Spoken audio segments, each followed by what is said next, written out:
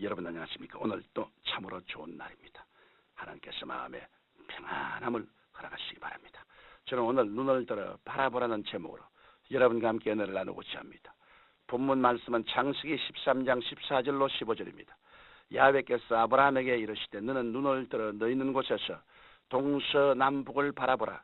보이는 땅을 내가 너와 내 자신에게 주리 영원히 이르리라. 인간은 눈을 들어 무엇을 바라보느냐에 따라 운명과 미래가 달라지게 됩니다.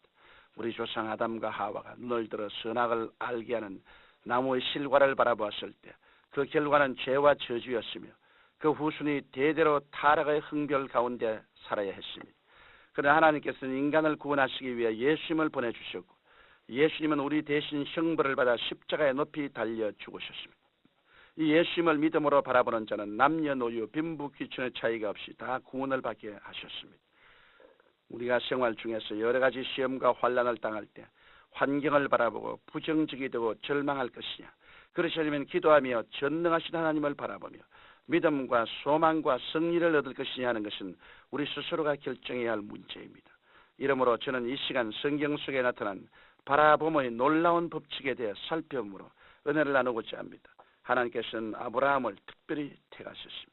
그리고 그에게 약속의 땅 가나안으로 인도하시며 그 땅을 주시겠다고 하셨습니다. 그런데 하나님께서는 그 땅을 아무렇게나 주시겠다고 하지 않으셨습니다. 바라봄의 법칙을 통해 아브라함에게 땅을 소유하도록 하신 것입니다.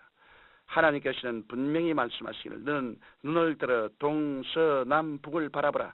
내 눈에 보이는 그 땅을 너와 내 자신에게 주니 영원하리라고 하셨습니다. 이 말씀 가운데 우리가 알아야 할 것은 가나안 땅은 하나님께서 아브라함에게 이미 주신 땅이지만 아브라함이 소유하기 전에 영적인 법칙을 깨달아야 했던 것입니다. 아브라함이 아무리 하나님의 약속을 받았다 할지라도 바라봄의 법칙을 사용하지 아니하면 그것은 자기의 소유가 될 수 없다는 것을 가르쳐 주고 있습니다. 하나님께서는 아브라함에게 자식을 주실 때에도 이 바라봄의 법칙을 가르쳐 주셨습니다. 창세기 15장 5절로 6절은 내 몸에서 날짜가 내 후손이 되리라 하시고 그를 이끌고 밖으로 나가 가라사대 하늘을 우러러 뭇별을 셀 수 있나 보라.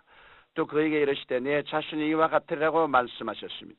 하나님께서는 아브라함에게 후손을 주시기 전에 먼저 하늘의 무수한 별을 바라보게 하심으로 그에게 믿음을 심어주셨던 것입니다. 이것이 바로 하나님께서 인간에게 주신 위대한 영적 법칙입니다. 바라봄으로써 긍정적이고 적극적인 믿음을 갖게 하시고 없는 것을 있게 하신 놀라운 법칙인 것입니다. 이 바라봄의 법칙은 또한 아브라함의 후손인 야곱에게서도 그대로 나타납니다. 형 에서의 분노를 피해 외삼촌 집에 짐승을 치던 야곱은 외삼촌과 계약을 맺게 됩니다. 그것은 야곱이 돌보는 모든 짐승 중에서 얼룩덜룩한 것은 모두 외삼촌의 소유로 하고 앞으로 순수한 색깔 중에서 얼룩덜룩이가 나오면 그것은 야곱이 소유하기로 하였습니다. 이것은 야곱에게는 불리한 계약이었습니다. 그러나 여기서 야곱은 위대한 바라봄의 법칙을 사용했습니다. 그는 순수한 색깔의 짐승을 기르면서도 그들이 풀을 먹고 난 다음 물을 마실 때 그 물가에 살구나무와 신풍나무와 버나무 가지의 껍질을 벗겨서 얼룩덜룩하게 만든 가지를 병풍처럼 세워놓았습니다. 그리고 자신에게도 이곳에서 물을 먹고 새끼를 뺀 짐승들마다 얼룩덜룩한 새끼를 낳게 된다는 그러한 신념을 가졌습니다. 바로 바라봄의 법칙이었습니다. 이렇게 해서 빈털터리였던 야곱은 굉장한 거부가 되었습니다. 오늘날 많은 사람들이 하나님 앞에서 약속을 받았으나 마음의 의심을 가짐으로 하나님으로부터 응답을 받지 못하고 있습니다. 그러나 이 바라봄의 법칙을 사용하면 의심이 사라지고 약속하신 말씀이 마음속에 확신으로 가득 차게 될 것입니다. 우리는 또한 이스라엘 백성들이 바라봄의 법칙으로 광야에서 기적적으로 회생했던 것을 알 수 있습니다. 이스라엘 백성들은 애굽에서 나와 광야를 지나며 많은 원망과 불평을 했습니다. 성경 민수기 21장 5절에 보면 백성들은 하나님과 모세를 향하여 어찌하여 우리를 애굽에서 인도하여 올려서 이 광야에서 죽게 하는고 이곳은 식물도 없고 물도 없도다. 우리 마음이 이 박한 식물을 싫어하느라고 원망했습니다. 그러자 하나님께서 불뱀을 보내어 이스라엘 백성을 물게 하셨습니다. 불뱀에 물려 많은 사람이 죽어갔습니다. 이때 하나님의 종 모세가 백성을 위해서 기도했습니다. 그러자 하나님께서는 물린 자들이 나을 수 있는 길을 열어주셨습니다. 민수기 21장 8절에 보면 야훼께서 모세에게 이르시되 불뱀을 만들어 장대 위에 달라 물린 자마다 그것을 보면 살리라. 모세가 놋뱀을 만들어 장대 위에 다니 뱀에게 물린 자마다 노뱀을 쳐다본 즉 살리라고 말씀하고 있습니다. 불뱀에 물린 자들이 장대에 달린 노뱀을 쳐다보았을 때 기적적으로 살아난 것입니다. 바로 바라봄의 법칙에 의해 하나님의 능력이 그들에게 나타난 것입니다. 우리가 믿음으로 바라볼 때 비로소 하나님의 능력을 실제적으로 체험하게 되는 것입니다. 이제 우리가 믿음으로 십자가를 바라볼 때 구원을 얻게 됩니다. 요한복음 3장 14절로 15절에 예수님께서 모세가 광야에서 뱀을 든 것 같이 인자도 들려야 하리니 이는 저를 믿는 자마다 영생을 얻게 하리 하심이라고 말씀하셨습니다. 오늘날 사람들은 뱀 같은 마귀에서 물려서 마귀의 독에 올라 죽어가고 있습니다. 죄의 독이 오른 사람, 더러움의 독이 오른 사람, 미움의 독이 오른 사람, 질병의 독이 오른 사람, 저주의 독이 오른 사람, 죽음의 독이 오른 사람 등 오늘날 광야 같은 세상에서 수많은 사람들이 마귀에게 물려 죽어가고 있습니다.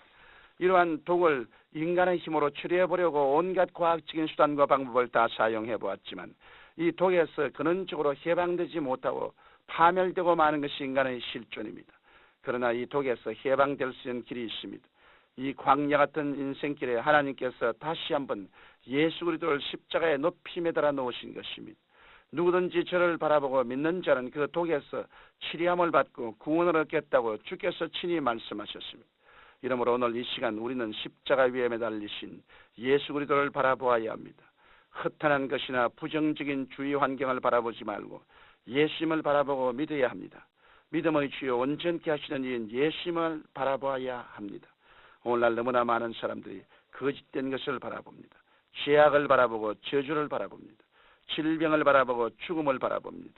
또한 이런 상태에서 나는 안 된다, 나는 못한다, 나는 죽는다고 말합니다. 이런 일에 결코 좋은 일이 생겨날 수 없습니다. 수많은 사람들이 낭패와 실망을 당하는 것은 마음으로 잘못된 것을 바라보고 입으로 잘못된 것을 말하고 있기 때문입니다. 사랑하는 청취자 여러분, 여러분 오늘 이 시간부터 믿음의 눈으로 십자가에 못 박이신 예수님을 바라보고 주님께서 십자가에서 이루어가신 그 위대한 승리를 입으로 시인하십시오. 주님을 바라보고 그 놀라운 역사를 시인할 때 여러분은 어떠한 환경에 처했을지라도 힘과 소망을 얻고 힘차게 살아가게 됩니다. 바라봄의 법칙을 통하여 하나님의 능력이 여러분의 삶 속에 넘치게 나타나 영혼이 잘됨 같이 범사가 잘되고 강건하며 생명을 얻되 풍성히 얻는 여러분이 되시기를 예수님 이름으로 축원합니다. 거룩하신 아버지, 새해에는 십자가를 힘차게 바라보고 하나님의 은총을 받아 살게 하여 주옵소서.